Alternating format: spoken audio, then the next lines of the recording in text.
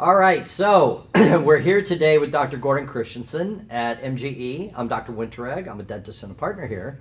And Dr. Christensen was gracious enough to accept our invitation to speak at our owners conference today. And he went from 8 a.m. to 1 p.m. with only a 30-minute break. He's really a workhorse. And I love him because he's so passionate about our profession. And he covered a few topics today just along the line of practice management and where he thinks dentistry is going. So Dr. Christensen, Gordon. It's Gordon. I've been corrected many times for calling him Dr. Christensen. I have 4 doctorates. So I can't remember anything from any one of them. So the first question that I want to pose is, what are some of the key factors that you see impacting private practice today? And what do you think the private practitioner can do about it? Greg, you're in a topic that I'm very passionate about. In fact, in 2011, I did a survey along with Howie Ferran of Dentaltown. We surveyed tens of thousands of dentists, and we ended up with 20 different factors that were on their mind constantly. Okay. I took that to the ADA Board of Trustees, had a private sitting with them, and that was 2011. Yeah. And I love the ADA. I'm a great supporter of it. However, it's such a big organization, it's hard to get much done. Yes. And it's slow to make any decision, it's, as you know. Yes. Well, number one, not even any competition, is third party. Yep. Third party payers. The third party payers dominate, as anybody watching this knows. They dominate what you can do, when you can do it, if you can do it, how much they're going to pay for it, if they will pay for it, and how much you can charge for things they don't even pay for. Right. Think that over in that long sentence, which says that has limited dentists' net revenue because they're lowering the payments from third party, and that is without any reservation. 90% named that number one. Number one. Wow. Now, if we take that number one issue as far as what can be done about it, I have some ideas about the solution. What are your ideas about the solution to that? I have mixed views. I would like to be able to say the major leadership of the American Dental Association or the Academy of General Dentistry. Or to go to the insurance companies and and negotiate. Okay. And they're more than negotiations. They would be demands. You do this or we will do that. We're past the real simple negotiation stage. Right. We are. The way it's probably going to happen is a grassroots uprising. You're starting a grassroots. Totally. Yeah. Totally. A grassroots uprising can... these are real people. They're out in the trenches. They know what's happening. They know their net revenue is 20 years behind. You gave me that number earlier today. Let's put that on film. Okay.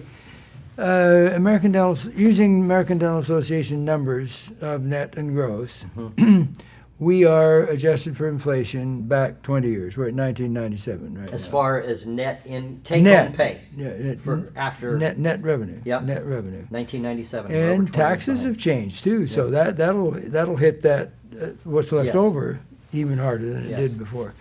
So I see the necessity for private practice association. I see requirements for local dental societies to mediate with their third-party payment companies. I've done that numerous times. Sorry about that. Where there have been things they were not paying for. I did it 30 years ago with sealants. They didn't want to pay for sealants. I did it on occlusal splints about the same time. So you just went and talked to the insurance company directly? Yeah. Where they did not want to pay for something, and we would go and take a few dentists with us, some statistics, and say, would you rather pay, let's use today's fees, would you pay $50 for a sealant, or would you rather wait a few years and pay $1,200 for a crown? Right. And we did the same thing with splints. Would you rather pay, using today's fees, $500 for a occlusal splint and replace that a few times during a lifetime? Or would you rather pay, you know what it is, $40,000 for rehab? Right. And they started to pay for it. But now the payments are being lowered constantly. Yeah.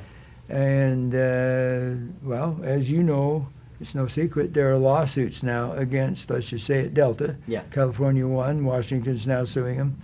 So it's got to be a grassroots uprising. So my grassroots movement is I agree with you that it would be nice if that happened, but it's kind of like, well, what leverage do we have? You'd have to have a lot of You'd have to have a dentists. lot of leverage. And you're starting your organization. So we've started the Private Dentist Association to pull private practitioners together to start to give us that leverage. But I guess my business model would be more of, well, let's distinguish ourselves from the insurance-driven practice and really start to promote the private practice of dentistry.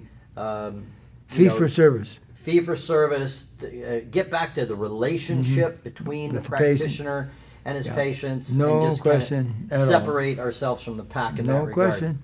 Okay, so that's number one, third-party payers. What was number two? Guess what number two is? It's DSOs. Now, dental service organizations, those of you watching this know, have good and bad.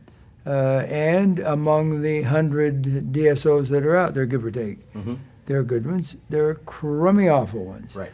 There are those that are aimed exactly just at money. There are those that are trying on the top level, Heartland and Aspen and Pacific, that are trying to get rid of the bad image of DSOs. And these groups have had you come in and speak for them. Oh, yeah. In an effort to do that. I've spoken for them. Yes. So where does a young dentist go when they get out of school? They can't start a practice. Only 1 out of 100 might be able to. Well, now that they're graduating with $500,000 plus unbelievable student loans. So they go there. The last data I got from the big DSOs was about 60% are young dentists up to 5 years out of school who come to work for them. Who are their providers. Yeah. And the 40% would be middle-aged dentists who are just tired. They don't want the paperwork and hiring and firing and so forth. But so the good side is it's someplace for a young dentist to go. I went to the military, learned more than I ever learned in dental school in the military. But they don't have that, other than states like New York, which have said you need a residency before you can practice. Right. We all need that. So that is a major downside. Now, what can we do? We can look very seriously at organizations coming into a community. Say you're in a small community in a rural town with 50,000 people in the town. The dentist needs to go to Shine, Patterson, Burkhardt, Benco, all of the retailers, and negotiate with them and see if they can get the same kind of discount that the corporates can get. They come in, they'll get 20, 25%. Never hurts to ask, right? Yeah, never hurts. And then they will yield. So they can do that. They can join a dental cooperative, which is, as you know, a group of several hundred dentists or more. I just talked in Pennsylvania a while ago to them on how Utah started this kind of thing where I live. And they will then negotiate with the big three, the big four. With the retailers to get some kind of a discount for whatever they are buying. And a lot of them will have $20,000, $30,000, $40,000 worth of supplies and equipment in a year. Yes. So there are ways to help that. But we go back to number one. Number one is the problem, and that's the third-party payment. So those two are the major factors. Now, so out of the 20, those two dominated everybody's concern. About the third in every study we've done has been the oversaturation of dentists. In the state where I am, they're turning out 150 new dentists a year in a state of 3 million that's already saturated. Where are they going? They have to go out of state. Yeah. Have to go out of state. Again, now, as an individual, there's not much I can do about that.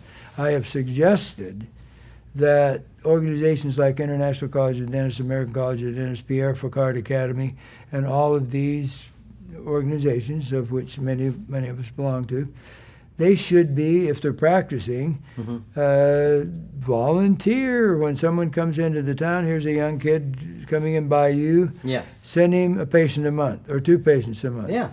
And that would help to alleviate that because they have nowhere to start. They're young, you know how it was. Well, and also just from that particular, like going into a heavily populated area where there's a bunch of dentists, you can be successful in that environment, but you're kind of 2 strikes against yourself going in. So I have many clients who have done demographic studies and gone more to a rural area that is within an hour drive of a metropolitan area. Good. And go into a town of 7 or 10,000 that only has 2 dentists, 3 dentists. You can find these communities. Oh, yeah. And there are counties in Nebraska and Wyoming where there's 0 dentists in the county. So if people would just like think about the business end and just be willing to compromise a little bit on location, it would be a lot easier for them to get started. I had a young fellow come to me recently. He wanted to go to Kansas, and he wanted a small city, 25,000. And I said, okay, he's just out of school. You don't have the board yet. You're married? Yes. Okay, get your spouse and rent a car, and the two of you go to the towns you've already searched that are 25,000. Go knock on a few doors, talk to the dentists in the town, find out if there's a cooperative orientation among them. Right. And and interesting enough, is there a Walmart there? Because they have medical plans for the people, and most of them do. And then after you've talked to a few of the dentists, if it seems reasonable, go there. He went, and in 1 year he built a decent practice. Exactly. Yeah. So he was very smart and did his homework and chose his location rather than trying to stay in the big metropolitan area. Big metropolitan area, they're dentists to treat dentists. 1 to 800, you know. Right. 1 to 2,000 is good. 1 to 800 is terrible. That's hard. Okay, so let's just pick up the 4th one then, and then we can move on to another question. So we have, first of all, we have third-party payers, we have DSOs, and then we have oversaturation. And maybe those were the top 3. Was there anything they else? were the top 3. Was there anything else that came up? Yes, and it's something you and I can't do much about, and that is the high tuition that they're coming out with. They're coming out. I don't know what the exact number is now. The one school we have in Utah, we have 2 schools there. One of them is $450,000 in debt on graduation. Yep. Many higher. Some of the state schools will be as low as a couple hundred. But that's a heck of a lot of money. I helped do a paper for a young fellow getting his MBA at Harvard recently, and we determined it was somewhere around 20 years before they would pay back even a reasonable part of that debt. Well, it's spring now, and there's 3 students that I've spoken to in the last month. One's graduating with $500,000, one's $550,000, and another one is $650,000. Wow. This is without specialty training.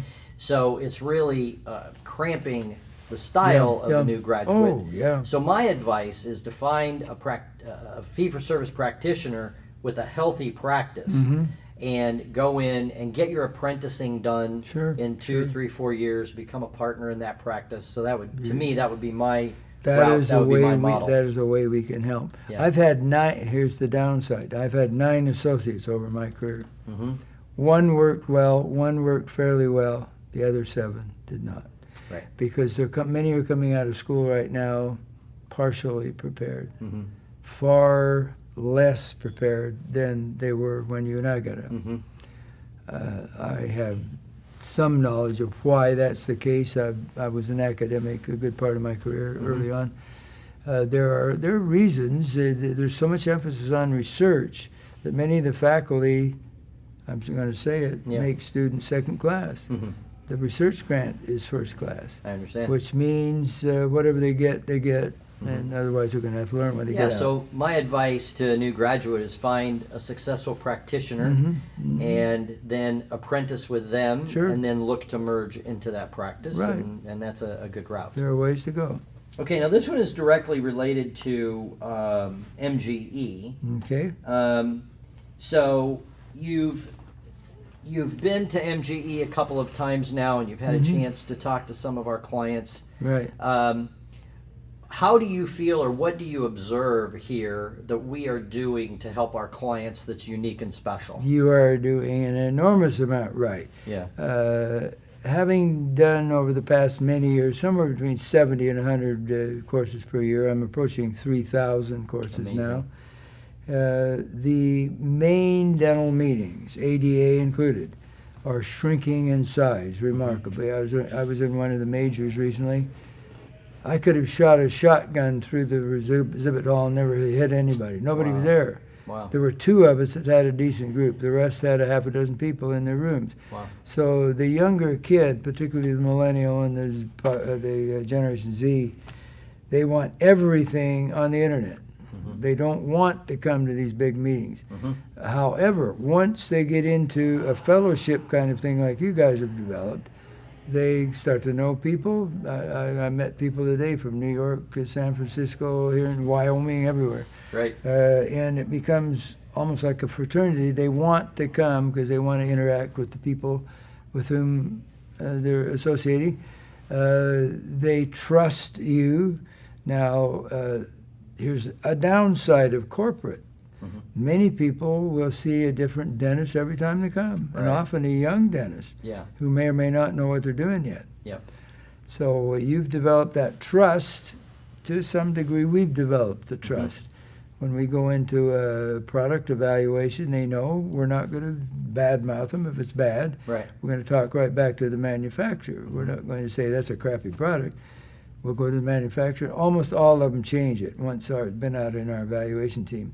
So it's trust, it's knowledge of pragmatic information. So many courses all of us attend, we'll go for 2 days and come out with 1 word on a piece of paper. Right. Useless stuff. And you know that's not how we work here. Pie in the sky stuff, like look what I did for 300,000. Who cares? Right. What did you do to people every day, all day? Right. Yeah. Now, don't you feel, because it's my opinion, I just want to get your feedback on this.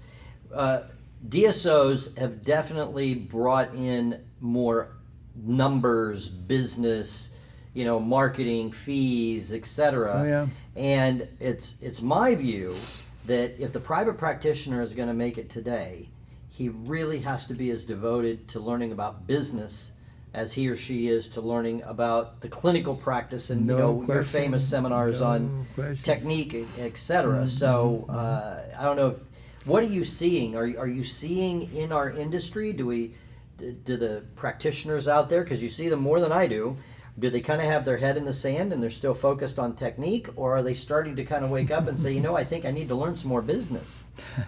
We should have a mini MBA in every dental school, and it should replace the calcium content of rat feces and other stuff that they learn. They learn stuff that's so remote in many of the schools. Right. It has no relation whatsoever. Yep. Yet they'll get out having had maybe a few hours on any practice management. Yes, they need far more information about leadership. One of the courses we give is on leadership.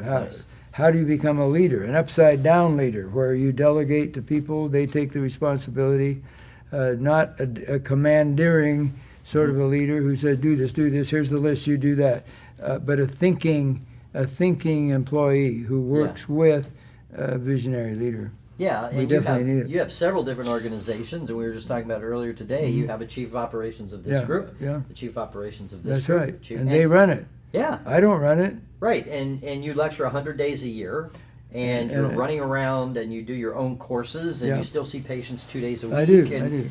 But see, that's a acknowledgement to you for having a business mentality, and your impact, as far as I'm concerned, is much bigger than you are once you start creating an organization and learning how to do that. Well, it's interesting when now today, what do we have in there? How many do we have in there? About 250. 250. They each have, give or take, 2,000 patients. So if you multiply 2,000 by 250, you've got tens of thousands of patients in some small way you influence. You're impacting, for sure. Yeah. For sure. Then, in our example, and this would be true of an office newsletter, of course, we're into 100,000 offices, but our report goes that widely. And again, you got 2,000 patients in 100,000 offices. So, and I have a lot to do with that, but I'm not the main person. Right. I have a whole team of about 20 people who put that together. Yep. We have organized meetings on the telephone every Wednesday. Somebody will write it, then we edit. It goes through legal, it goes through grammar, it goes through all kinds of qualifications, and gradually it gets out to a lot of people. So it's a team effort. Yeah. Got to be a team effort. And so my view, and this kind of goes back to the items that we were talking about with third-party payers, DSOs, and the density of dentists in your area, Mm-hmm. is if you can become as good at leadership and business and practice management as you are at the delivery of dentistry, that's will how you have distance success. yourself from the crowd, and that's You- how you're going to make it. Oh, yeah. So yeah. for me, that's part of the success. And it would be great if the ADA or somebody would negotiate with the third-party payers, and it would be great if there weren't as many dentists in our town, but we can't do something about that. The thing that we can do is we can educate ourselves on business, practice management, whichever group you're comfortable with. Sure, MGE sure. is not for everyone. But for me, that's how the private practitioner today is going to make it and really distance themselves. No question in my mind. Great. So the final question here is, you have these new graduates, you have these young dentists, they're graduating, we know that they have a lot of debt. And I remember back when I graduated, the clinical requirements were a lot greater and more strict than they are now. Far more. But still, I kind of look back, after being in practice for 5 years, I look back at my first year and I'm kind of like, wow, clinically, I've just really was kind of feeling my way. Yes. So what would be your advice now for the young graduate who is graduating with a lot of debt, is not really interested in maybe going into the corporate setting? What would be the, like, let's say for a good friend that you know, their son or daughter has graduated, you don't have room in your practice, so you can't just like bring them in under your wing. What advice would you give to the new graduate? Let's start with a few of them. I was Okay. just giving a course in Garmisch, Germany, to the NATO commanders of the NATO forces in Europe.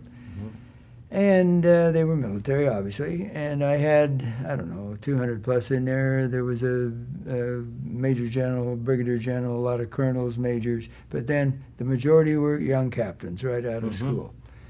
And I said, who has a military scholarship? Every captain raised their hands. Some of those were well over $500,000 scholarships. Wow. So they started there, but now, how do we get to the answer to your question? Yeah. They have 4 years of payback. They will learn far more in Right. the military than they ever thought of learning in dental school. Right. And they'll do repetition, repetition, repetition. But now that's just a few. That's just a few of the graduates. Unfortunately, it used to be more, but Right. now it's fewer. Now, what else can they do? We're finding in hands-on courses, which you have, Yep. hands-on courses, which we have, Right. that we're getting about half of our attendees up to 5 years out of school. That's why Nice. we make the fee half price. Right. We actually have some students. If we're undersubscribed on a given course, we'll bring in some students from the local dental school free. Oh, nice. But they come in on the hands-on courses. We have 13 of them. They're 2 days each. As I said in the course today, if they went all 13, it would be, I'm going to say it and I'll irritate any academic listening to this, it will be probably better than their clinical experience in dental school Right. in 26 days. Yeah. And it's a bit of a mini residency. Yeah, Is what you're trying exactly, to create. that's what it is. Yeah. And it's spread out. They can take those, if they contract for a group of the courses, they come in at a very low cost. And it's not a major problem because it's spread over a period of months or years. Right. So hands-on courses are the major thing. Good luck finding a good one. There are a few out there. Right. You know that, and I could name them as well as you could. So getting involved with hands-on courses is excellent. Now, in most of the metropolitan communities, there are hands-on study clubs. Yes. If they get involved with a study club. Now, when I lived in Denver many years ago, there was a study club meeting almost every night of every week. Yep. And there were different study clubs. They were in perio, they were in endo, they were in restorative, they were in practice administration. And Yeah. Each kind of had its own theme. get in a study club. Now, if they live in New York, they have to have a residency. Yes. And I've strongly suggested that when they come to me and say the very same question you asked, they're still in school, I would say get a general practice residency. Excellent. I talk on a lot of those. And Excellent. they're usually general dentists. They're often based in hospitals, the general dentists who are giving the courses. And they learn, again, far more than they got in schools. And I'm not negative about schools. I'm just observant. It's a coercive environment. I do have a PhD in psychology. And there are coercive organizations, and there are non-coercive. Yes. What's a coercive organization? schools, churches, the military. You do what they want or you butts out. Right. So when they come into a coercive environment, there's no way to get creative, or you're likely to get thrown out before you want to go. Right. So when they get into a general practice residency, they get into a course. Now, there's no dumb question. They can ask anything they want. They can learn by asking questions and doing things. Where in a coercive, when you do this and that, or you are out. Right. It's not dental school. Yeah. When my kids, 2 of them, went to dental school, and they asked me, where should I go to dental school? And I said, you have 2 kinds of dental schools. You have authoritarian ones and you have humanistic ones. Don't bother with the authoritarian ones. You want to go to a humanistic dental school. I gave them a half a dozen names, and they did go to excellent schools where they were treated. They were called doctor from the day they went in. Nice. They had a white gown ceremony. They became one of the boys or girls, and they were humans. That's nice. They weren't pawns. Right. I understand. I understand. Wow. Well, it is a challenging environment right now, Very challenging. and we're very appreciative that you came in to share your wisdom with us here. Thank you. And just as one final question to maybe tie it together, what do you see here as the future for us in the next 5 or 10 years? I know it seems like we're at a bit of a tipping point, but what's your vision? What's your prediction? I'm very optimistic about it. For the past several years, as I mentioned in the course today, we've been judged by U.S. News Report number 1 or 2 or 3 of all professions, not just health professions. That's right. And we do what we want, when we want, if we want, for how much we want, within reason. I see the dire need for better leadership at the top levels of dentistry. I see interest in having the grassroots group rise up, get in the ADA committees and councils, get bitchy. I'm very serious. You don't just sit there and try to become ADA president. You whine, you moan, you cause a few sparks. There's no fire without a spark. And if people just sit there in those meetings, nothing happens. And I've been there. I've done But you that. are optimistic about I'm our future. very optimistic Nice. about it. I feel strongly we're going to see more corporate. I hope sincerely we will see better integration and negotiation with third party. That's got to happen. Yep. There will be a revolution if there's not soon. There are already lawsuits, you know it as well as Right. I. So I see more of that. I'm sure eventually we'll get tired of bombing everybody on the earth and get more money into education and health. I see that coming too. That's awesome. So I'm very That's awesome. positive about where we're headed. We're far ahead of the other parts of medicine. No question. Yeah. No A question. lot more leadership. We've got nearly 70% ADA members. Medicine has 25%. So Well, if you look at our profession as a whole, I mean, it's pretty common for the average practitioner to only work 4 days a week. Yeah. And the last number I saw was the average practitioner makes net about 150,000, 170. So or what even kind of more, a yeah. profession can you have where you work 4 days a week to make well into the 6 figures of income? you So work your butt off, but seriously, it's a hard you do. profession, but the whoa. rewards are there. You come out tired. We were judged by several organizations, general dentists, oral surgeons, orthodontists, for the time they put in, are the highest paid professions. Yeah. Yep. So I'm very happy that you're here. Thank We're you, thank you. honored that you were Well, able to come in and I'm delighted for what you're doing. Thank you. You're stimulating something that's long been needed. yeah, thank you. So our Private Dentist Association, Dr. Christensen is on our advisory board, and so he and I are in very good communication, and we have a vision for the future that is very bright. We Right. share that belief. I don't see much negative. Exactly. Try to find something better. I often ask Yeah, that. that's a great viewpoint. My grandkids and great grandkids, they're in that Z generation. Right. So it's the kind of thing where, what am I going to do? What am I going to do? Well, try to find anything better than dentistry. I agree. Try to I find agree. it. You Well, can. Gordon, it's been a pleasure. Thank you, for sir. Thanks, Greg. participating with us Appreciate today, it. and appreciate your time. My pleasure. All right, see you again soon. Thank you.